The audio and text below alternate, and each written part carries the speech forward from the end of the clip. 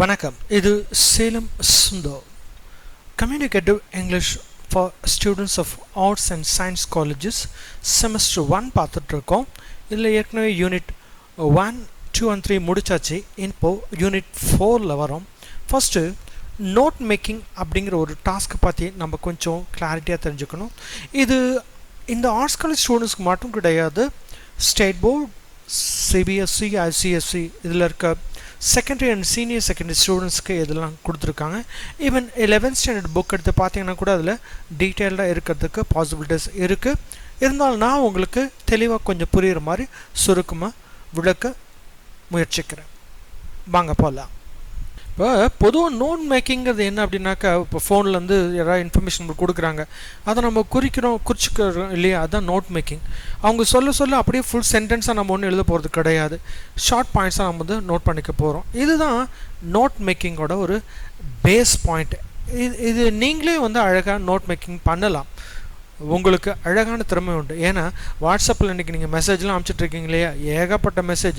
எல்லாம் எம்எஸ்ஜின்னு போட்டால் ஆட்டோமேட்டிக்காக மெசேஜோட ஷார்ட் ஃபார்ம் LOLனாக்கா லாட்ஸ் ஆஃப் லவ் அப்படிங்கிறீங்க, TYனாக்கா தேங்க்யூங்கிறீங்க. இந்த மாதிரி தான் இது வந்து வாட்ஸ்அப்புக்கு. இங்கே நம்ம அகடமிக் லெவலில் நோட் மேக்கிங்னா என்ன அப்படிங்கிறத நம்ம இப்போ பார்க்கலாம், எப்படி பண்ணுறதுன்னு பார்க்கலாம். இப்போ நோட் மேக்கிங் அப்படிங்கிறது ஒரு பர்டிகுலர் ஒரு ஸ்டடி ஸ்கில், படித்து எப்படி அதை எடுக்கிறது தான். இதோட ப்ராசஸ் என்ன அப்படின்னு சொல்லி பார்த்தாக்கா, first you have to read the whole passage and grasp the content and concept. அதை முழுக்க நல்லா படித்து பார்த்துட்டு அந்த பேசேஜ் படிக்கணும். படிச்சு எதை பற்றி கொடுத்துருக்கான், அது வந்து ஃபிக்ஷனா, கதையா, புனை கதையா அல்லது அறிவியலா அல்லது சாதாரணமான ஒரு இன்ஃபர்மேஷனா, இதை பற்றி நீங்கள் தெரிஞ்சுக்கணும்.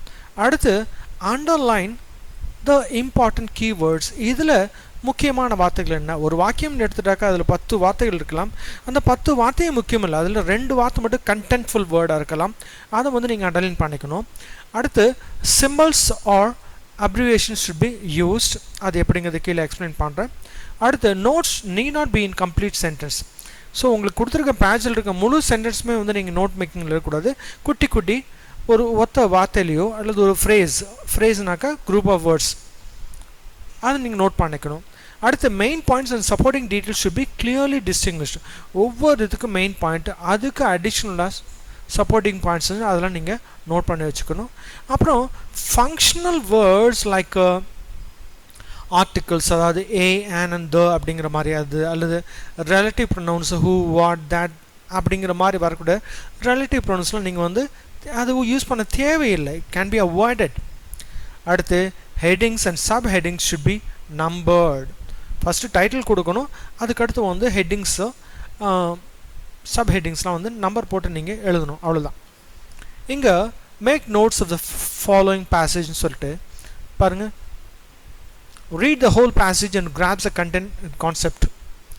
Once upon a time, a daughter complained to her father that her life was miserable and that she didn't know how she was going to make it. She was tired of fighting and struggling all the time. என்னது இந்த கதை நம்ம எங்கேயும் படிச்சமா இருக்குல்ல? கண்டிப்பாக உங்கள் text புக்கிலேயே இருக்குது.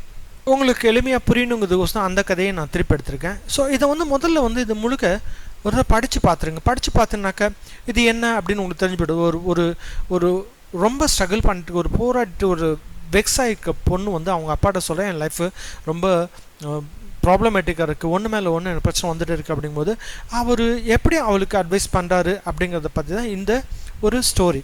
சரி, இப்போது இதுக்கு எப்படி நோட்ஸ் எழுதுறது அப்படின்னா, first point underline the important keywords.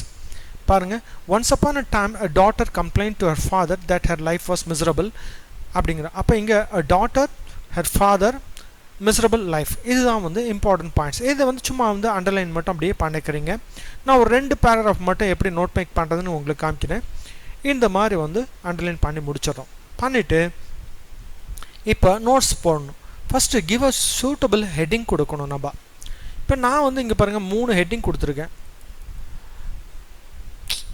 எனக்கு பொட்டேட்டோஸ், எக்ஸ் அண்ட் காஃபி பீன்ஸ்னு கொடுக்கலாம், அல்லது how do you react during அட்வர்சிட்டிஸ்ன்னு சொல்லி கொடுக்கலாம், அல்லது who are you, potato, egg or coffee bean. இது 3ல் எது வேணாலும் கொடுக்கலாம். அது முடித்தோன்னே அடுத்து note down the underlined words in meaningful phrases. அதுக்கப்புறம் நீங்கள் எந்தெந்த வார்த்தையை வந்து இந்த அண்டர்லைன் பண்ணியிருக்கீங்களோ அதெல்லாம் வந்து நம்ம மீனிங்ஃபுல் ஃப்ரேசஸில் கொடுக்கணும். இன்டென்ட் தம் ப்ராப்பர்லி. இன்டென்ட்னாக்கா கரெக்டாக லெஃப்ட்லேருந்து ஸ்பேஸ் கொடுக்கணும். அதை நான் உங்களுக்கு காமிக்கிறேன். Use symbols and abbreviations. Okay, இப்போ பாருங்கள், நான் இந்த 3 இதில் வந்து ஏதாவது ஒரு டைட்டில் கொடுத்துட்றேன். பாருங்கள், இங்கே கொடுத்துருக்கேன் டைட்டில்னு சொல்லி who are you, potato, egg or coffee பின்னு சொல்லி கொடுத்துட்டேன். இந்த மாதிரி அடுத்து once upon a time a daughter a physician in a government hospital. அதாவது அந்த பெண் வந்து ஒரு கவர்மெண்ட் ஹாஸ்பிட்டலில் டாக்டராக இருக்காங்க அப்படின்னு வந்து ஒரு இங்கே வந்திருக்கு. அது main. Complaint to her father that her life was miserable. இதை நான் எப்படி எழுதியிருக்கேன், டாட்டர் கவர்மெண்ட் ஹாஸ்பிட்டலில் ஃபிசிஷியனாக இருக்காங்க, அவ்வளோதான். ஸோ இந்த மாதிரி இதுதான் அப்ரிவேஷனுங்கிறது. கவர்மெண்ட் ஹாஸ்பிட்டல் ஃபிசிஷியனுக்கு நான் வந்து இப்படி அப்ரிவேட் பண்ணிட்டேன். ஓகே, அடுத்து கம்ப்ளைண்ட் பண்ணுறேன்.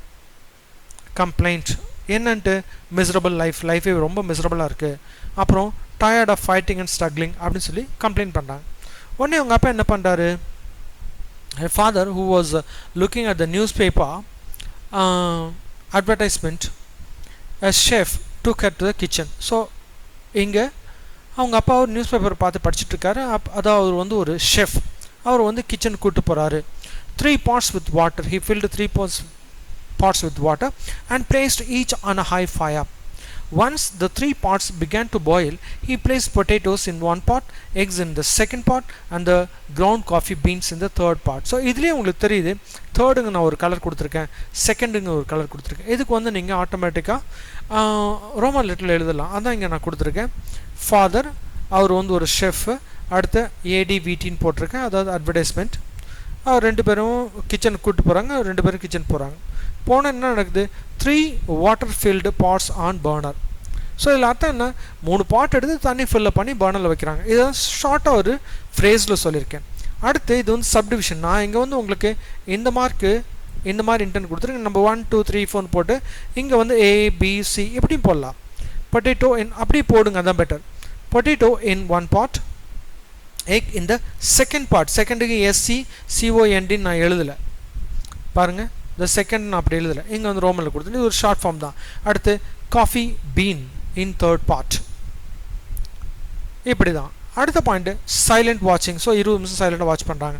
அதுக்கு அடுத்த ஹெட்டிங் கொடுத்துங்க பார்ட்ஸ் ஆஃப் பர்னர். ஸோ அது வந்து முடிஞ்சோடனே 20 நிமிஷம் கழிச்சு இது அடுப்புலேருந்து எடுத்துடுறாங்க. அதுக்கு பாயில்டு பொட்டேட்டோஸை ஒரு பவுலில் போடுறாரு. Pare boiled eggs in a bowl. அதாவது எக்கெல்லாம் உரிச்சு வைக்கிறாங்க. Pare boiled eggs in a bowl. 3 coffee in a cup.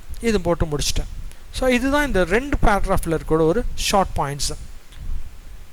So இது முடித்தோடனே அப்ரிவேஷன்ஸ் எக்ஸ்பேண்டுன்னு சொல்லி போட்டு GOVT அப்படின்னா கவர்மெண்ட். அதுக்கு தான் நீ GOVT போட்டிருக்கீங்க.